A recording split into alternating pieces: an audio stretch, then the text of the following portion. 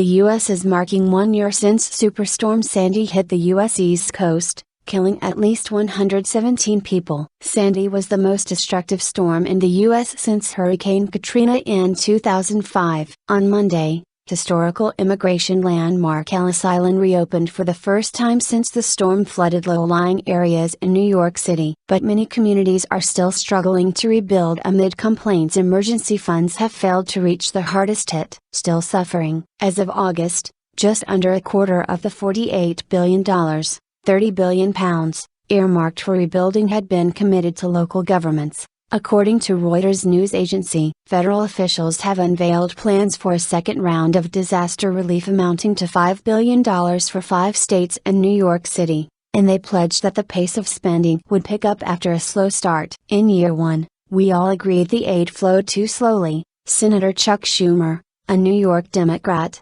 told reporters. The second year will be a lot better. The spigot is now open. The BBC's Nick Bryant says the shorelines of New Jersey and New York still bear deep scars from Sandy, with empty lots where family and vacation homes used to stand, and businesses are closed down and boarded up. Many owners are still battling to receive payouts from their insurance companies, while others are still waiting to find out whether they will receive compensation from the government for wrecked properties that are now uninhabitable. It is going to take years to rebuild, resident Amam Youssef, who lost his home in Midland Beach, Staten Island, told the BBC. We should not be suffering like this after 1 year, we should not. Almost 2/3 of the people who applied for federal disaster aid have not received any, our correspondent says. In New York City, as work repairing the last subway line to be damaged by flooding continues, transit officials were offering free subway rides on Tuesday from hard-hit areas of the Rockaways and Howard Beach. Meanwhile,